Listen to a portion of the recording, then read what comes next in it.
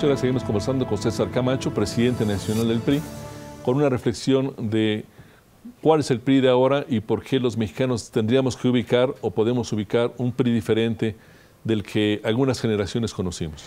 Este no es un nuevo PRI, habida cuenta que puede haber un viejo. Este es un PRI del siglo XXI, entendiendo que como una gran familia o como una persona colectiva tiene que hacerse cargo de las cosas buenas y malas de su propia historia. Y no obstante que tenemos 85 años de vida institucional, no estamos mirando por el retrovisor con actitud nostálgica. Vemos por el parabrisa para adelante con una actitud esperanzadora. Primero asumiendo, como bien lo traes a cuento, yo lo digo con mis propias palabras, siendo el partido en el gobierno, no teniendo, no queriendo, no debiendo tener ninguna condición privilegiada por estar un correligionario en el gobierno, sino asumiendo que esto nos da mayor responsabilidad para hacer las cosas.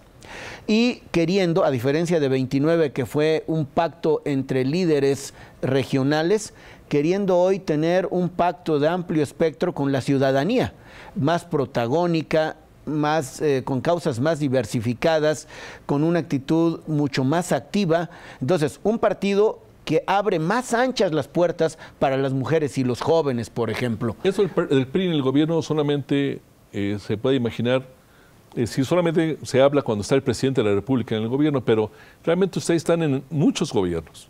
Están en los gobiernos de los estados en la mayor parte del país, y otro de los sanbenitos, creo yo, justificado que encaró el PRI, fue ser una federación de partidos, donde cada gobernador moldeaba al partido, ponía y quitaba dirigentes, a través del partido acababa mangoneando congresos locales, por ejemplo, y eso generaba parte también de la leyenda negra del PRI.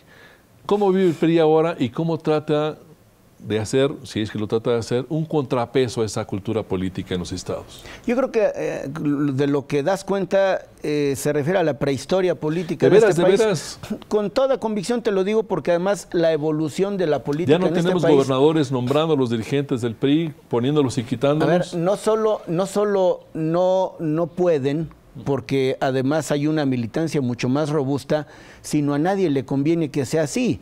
Yo creo que el partido tiene que ser una gran palanca política, pero asumo hoy que el PRI no es la agencia política del gobierno, sino aspira a ser el agente político de la sociedad. Es decir, si es una correa de transmisión de decisiones populares, vamos a tener poco éxito, Roberto.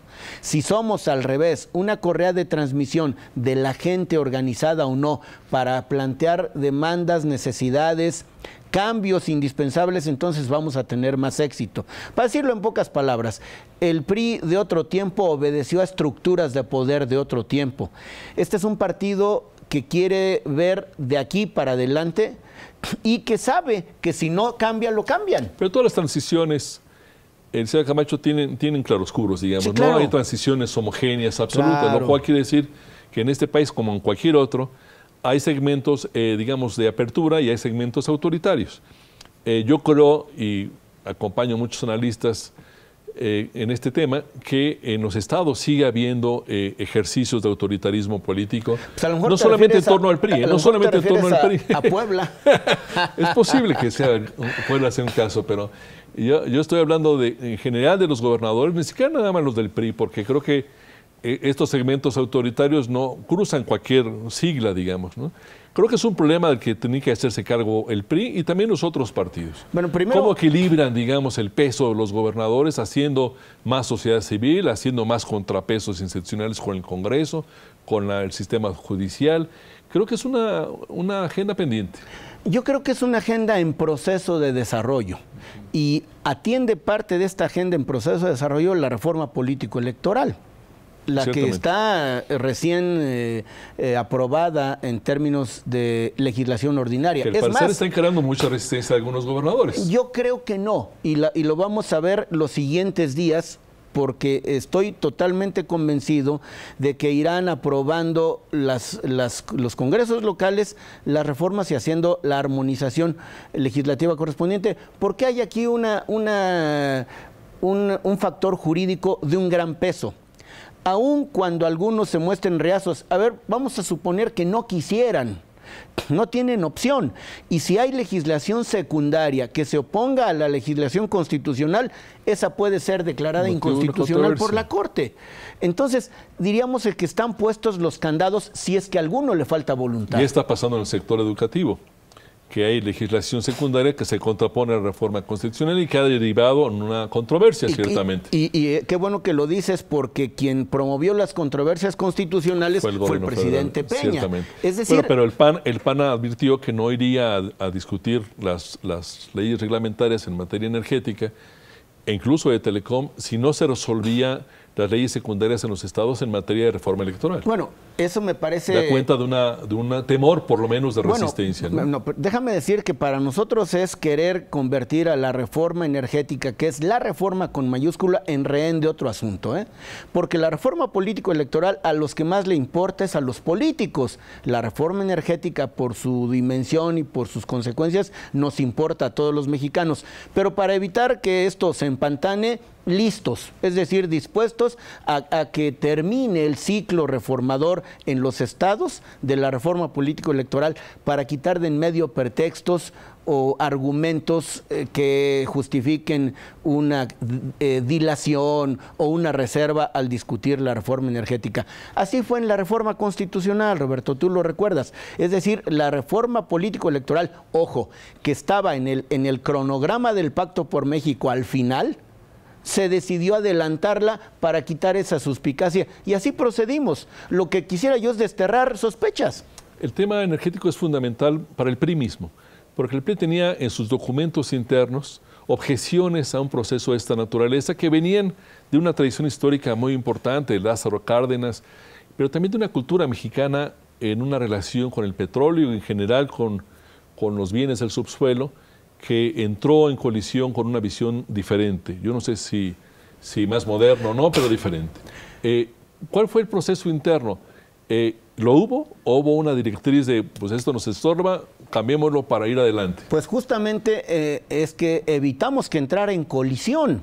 Lo que hicimos es generar un debate muy amplio al interior del partido y actualizar las posiciones que hemos tenido históricamente sobre este delicado tema del petróleo, que me atrevo a decir es un asunto cultural, porque tú, yo y quienes nos escuchan y nos ven en sus casas, todos aprendimos en la escuela expresiones casi dogmáticas, y si no es que le quito lo dogmático. El petróleo es de los mexicanos, los bienes del subsuelo nos corresponden a los mexicanos.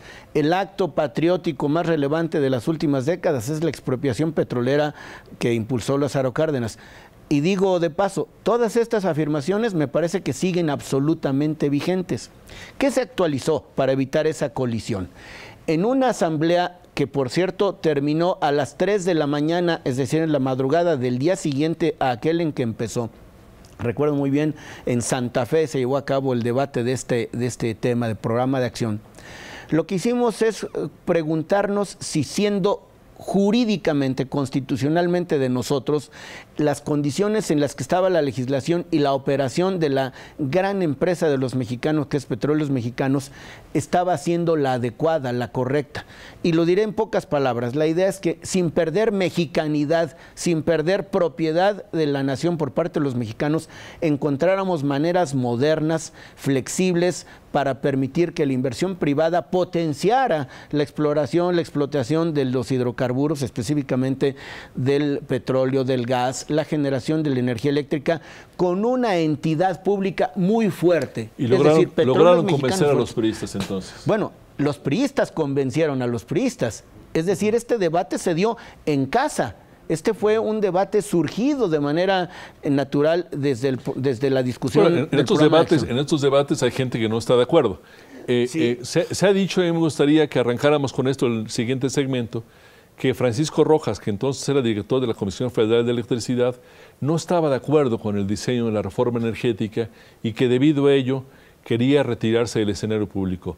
Rojas, que tenía una dualidad, o que tiene una dualidad muy importante. Primero, un funcionario y un personaje público de una larga trayectoria. Y segundo, un personaje muy cercano al expresidente Salinas de Gortari. Creo que el fenómeno Rojas fue o es muy interesante en la relación con el debate dentro del PRI en materia de manejo de los energéticos por parte del Estado mexicano. Ojalá tendremos suficiente tiempo para deshogar este tema. Con eso empezamos. Seguimos con ustedes en un minuto más, aquí en La Silla Rota.